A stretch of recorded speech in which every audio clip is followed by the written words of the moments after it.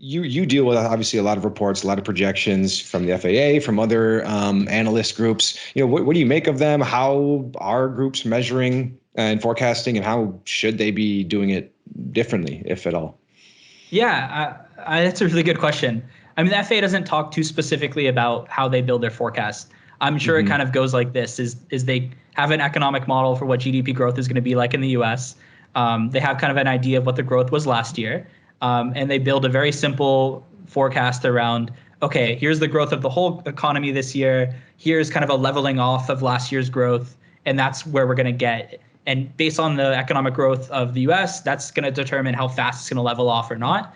And then they ask a few people they know, and they kind of rubber stamp it or not.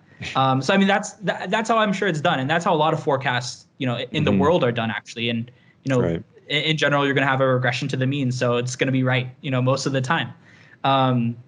So I mean, there's that aspect of it. I see those earlier forecasts as the most interesting, just because at that time the FAA couldn't even use that model, right? So they're just saying from our conversations and the people we've talked to in the industry, what are our expectations for the market? So I wouldn't say it's guaranteed, but it's more interesting in that it kind of fits the larger stakeholders in the industry, their expectations for where drones are going to go.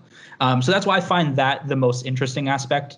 They're not the Bible. It's not going to tell us how many drones are going to be purchased next year, but it is an interesting in kind of sizing up expectations, especially at those early stages versus now.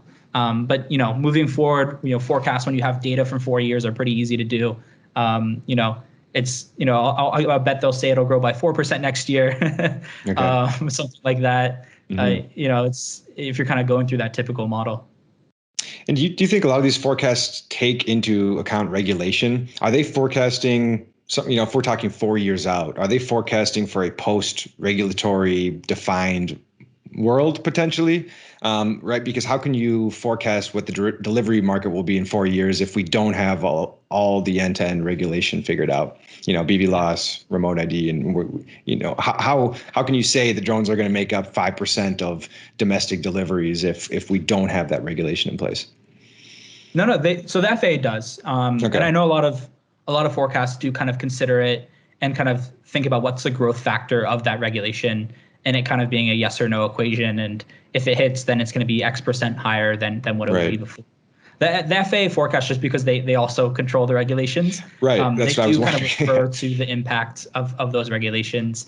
One part they kind of note is how they expect a lot more expensive drones to kind of take off and kind of be the majority of that takeoff in the commercial drone space because of the opening of like package delivery and stuff like that. So while they're not saying exactly when those regulations will become available, just because they're still figuring that out, they do kind of take into account at least what the impact could be.